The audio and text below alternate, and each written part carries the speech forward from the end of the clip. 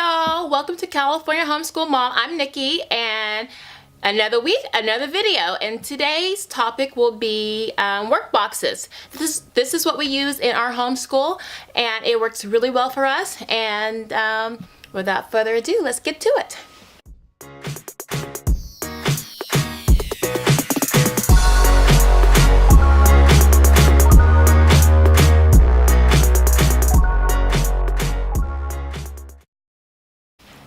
Okay, first of all, y'all, I had to get low today. Like, my camera's almost on the ground so you can see all of this. And it's not exactly in frame, so bear with me as I try to position everything just so. Okay, so this system we use to get through the day is called Sue Patrick's Workbox System. I started using this about 3 years ago, and to give my oldest son a little bit more independence and to help him work on his executive functioning skills. Executive functioning skills, EF skills, are planning, or organizing, planning, executing, things adults do as well. You know, make a plan, do it. You know, if you're going camping, you got to plan for that, get all your materials, check out where you're going, get the kids, the logistics. Well, kids need to do that too, especially if you're in traditional school, but you got to know how to, if you're doing a book report, how to plan for that for the week or for the month, whenever that project is due. Anyway, I'm getting off tangent. So, workbox number one. Let me do this one first. This is my oldest. This is string beans workbox. Now see, this is real, y'all, because I have no idea what's inside all of this stuff. So I wonder if how I can move the thing. First of all, he's got all his junk on top, his coloring stuff, the stuff he gets once a week if he gets all his stars, daily stars. Then the week he gets a little prize. So what the workbox system is, you use a series of baskets or file folders, whatever you want to use, and each folder or each basket is one subject, and everything that child is going to use that day needs to go in that basket. So I keep wanting to call my son by his real name. So for string bean, I let him put the baskets in the order that he wants. That gives him another sense of independence and control. So these are his topics: reading, math, spelling, writing, grammar, which should be over here, geography, history, which should be over here, science, chess, karate, handwriting, and art. So once they go through the box and they've completed everything, they take the sticker and move it to the right or the opposite side. Alternately, they can move it down and then move all the baskets up. That's too much for my kid because he'll be like playing with the baskets, sliding in them, so I'm like, the sticker is enough. This gives the child a visual reminder of how far they've gone through their work and how their day is progressing. It's really encouraging for them to see, oh, I'm almost done. Get some math and there's some fractions. Oh, I'm a quarter done. Oh, I'm halfway done. If they need help with something, like if I'm working with Meatloaf, my first grader, he can skip that basket and put mom's help, or if you look to the side, I keep additional. This is when I was super organized in my head, but I never executed it because I need to work on my EF skills. But that's another day, y'all. So it fell off, but I keep extras on the side. So if he needs help, he'll just put a big old help sign right there. That one doesn't have the sticky on it. And then he'll just move on to the next subject. And then I'll look and I'll walk by and see if he needs help. And, okay, we need to work on math or whatever. That's basically it. And what I keep in the boxes, in the basket, right now, we're just finished up Wonder. It's an amazing book. I'm sure it's a movie. It's going to be a movie soon. We do novel units for all of our fiction books. And so he works on that. What's his name on this? Okay. More of his work, just figurative language. A book that he's reading that goes with figurative language. This is a really, opinion essay writing. These books are fabulous for figurative language.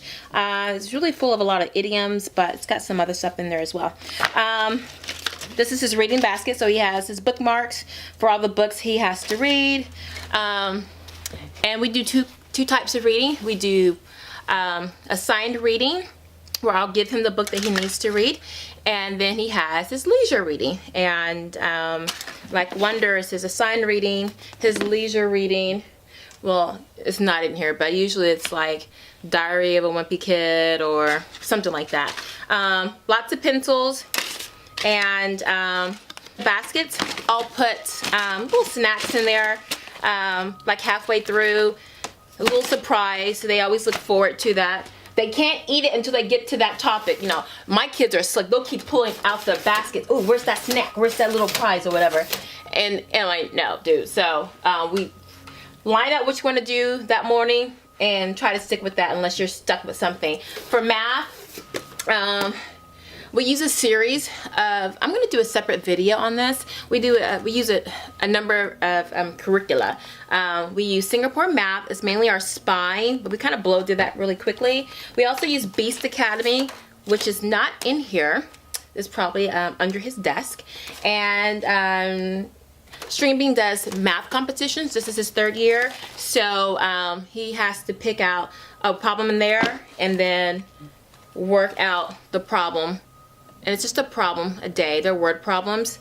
And then he has, of course, his pencil in here, and that's it. So he can choose to work on a competition problem, or he can go to his workbook and start working. And usually I have a tab on it, but it's really easy for him to know where he left off from yesterday and just open it up to that. Spelling is also really, spelling and handwriting.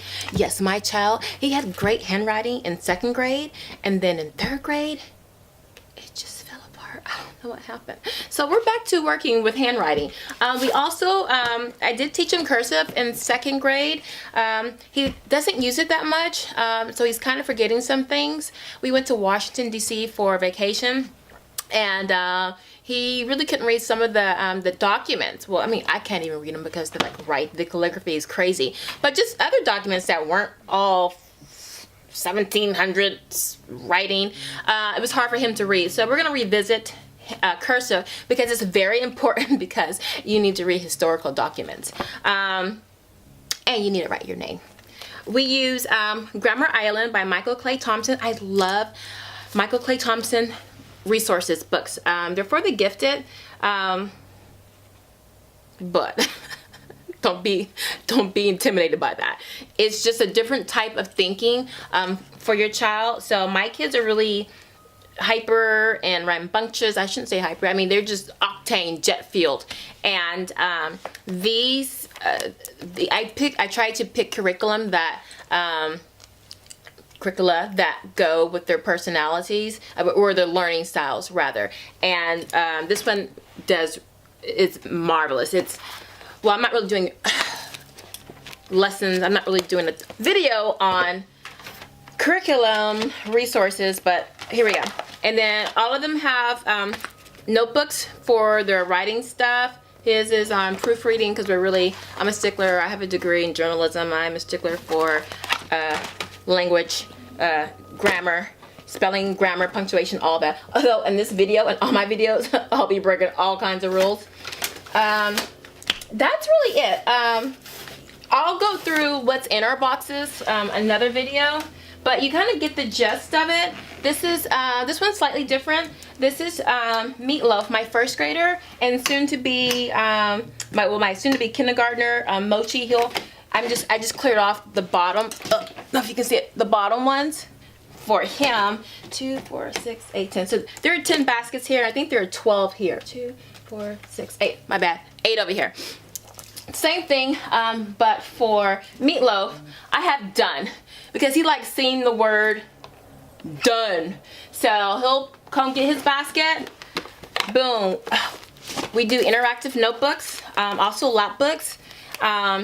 He'll pull out what he needs to do, work on that. That's this little stuff there. Always have a book, because I love math, although I was horrible at math, so I'm super paranoid and zealous about it now. And I always have some kind of book on whatever the concept is that we're going over, which is time and measurement. So I have a book in there for him to read. That's his assigned reading. And then of course he'll have his drawings in here. And then lap book. This is the start of a lap book. We'll be going over place value again. And I'll have a video on lap books. They're really fun. We love them. And they're just a great way to help retain what you're teaching your kids. Because I teach them all day. They forget 6 weeks later. Waste of time. Writing. I skipped reading. So how long is this? It's long, y'all. Okay, so you get the gist of it. So when you're done, boom. Now for my kindergartner, I'm gonna have a picture of his face. I'm not gonna have really. I'll have the picture, his face, and then a picture of like a pencil for spelling or a book for reading, whatever. And I'll have that so he can move over, do his little thing. But since 2 kids will be sharing one basket, I'll have one's face and the other will just be the topic, so they can easily distinguish which baskets are theirs. And at the top, which you can't see, I'm gonna lift this up. Reference books, always dictionary. And reference books are really important. I'm a huge book lover. I have thousands of books. The kids have hundreds of books, literally. So that's our workbox system. I hope I didn't leave anything out. At the end of the day, this is what it looks like. You're done. They're happy. And I can see what they've done. And I can go through it at the end of the day and, you know, stock it up take out what they've done. I put things in I have a crate full of folders that have lessons completed and lessons upcoming, and I'll take all the done stuff, put it in the crate, pull out the new stuff from lessons upcoming, and just stack each basket that night, and then boom, we're good to go for the next morning. So that's how we start our morning. I hope you found this really helpful. I'm so sorry if this is all out of frame. I'm gonna figure out how to fix I gotta change my lens. But thank you. If you like this, like, share, comment, subscribe. I would love to get your subscription so you can keep up with all the new videos that I'm updating every week. Also, if you have any questions, things you would like to see, or if you have any suggestions for how I can make this better, I'm always a work in progress. I would love to hear it. You know, things that have worked for you, things that didn't work for you, would love to hear that. Thank you. I'm Nikki. Thank you for visiting my channel, California Homeschool Mom. I hope to see you next week, and take care. Bye-bye.